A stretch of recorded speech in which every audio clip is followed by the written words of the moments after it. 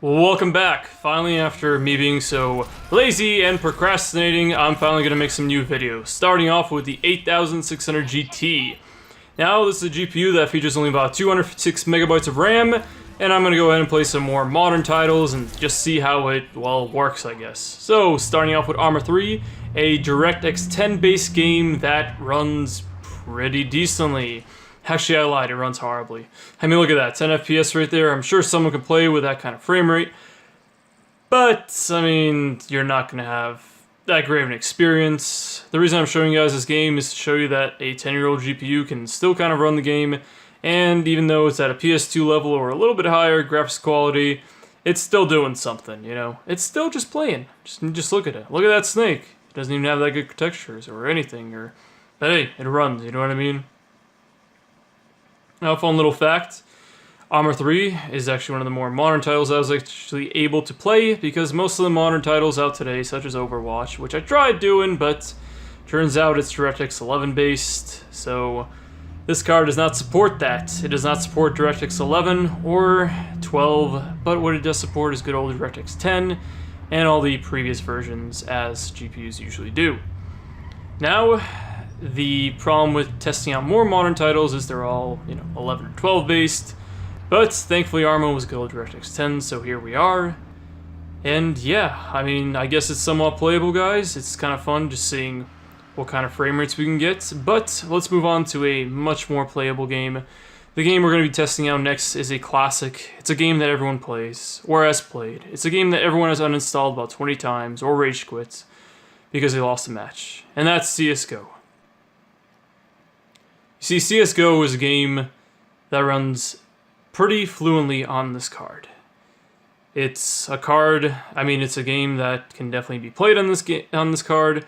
I mean, you won't exactly have the greatest frame rate in the entire planet, but it will actually be sort of kind of smooth. A few things to note about the game, GPU and game. I need to stop confusing those. They sound the same. They don't at all. What am I saying? Anyways, yeah, the game works. You're not going to get that silky smooth 60 FPS, guys. So don't expect to be a pro in comp with this card. You might want a better rig. In fact, I wouldn't pick up this card nowadays. If you do find it at a thrift shop like I did, and it's in mint condition, and it's, not unboxed yet, and you record a video of it, and you do an unboxing, and it's really cool, and then you know what happens? Because you're lazy and you don't make a video, the video files get corrupt.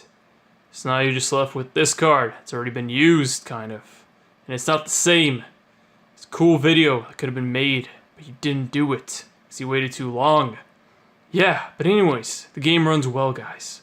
The game runs well. Moving on to the next game, we have Day of Infamy. This game runs sort of smooth.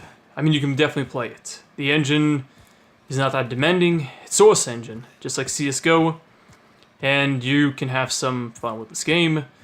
It's kind of cool just seeing the general frame rate, and hey, it's a modern title that actually runs pretty decently. So I mean, yeah, kind of cool. Kind of would have been great if those videos didn't get corrupted. It would have been cool, mint condition 8600 GT just unboxed. Sometimes it just goes array and you lose it. But hey, at the end of the day, it's a cool GPU. It's fun testing them out. Seriously, if you never taken an old GPU and just popped it in the system and tested it out and you can have a ton of fun. Or maybe you won't. Maybe that's just something that some people enjoy doing, but maybe a majority don't. But yeah, and unboxing stuff that's old is also fun when it's in mint condition.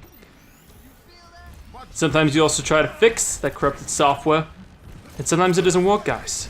Sometimes that corrupted software doesn't work, and then you find some other software that can fix that corrupted software, but it costs money, and you try and mess with a free trial, and try and see if you can fix it, and you know what the free trial gives you? A bunch of skipping frames, the audio's off, nothing works, and yeah, that's how life is. Life is unfair, guys. That's the moral of the story, the video.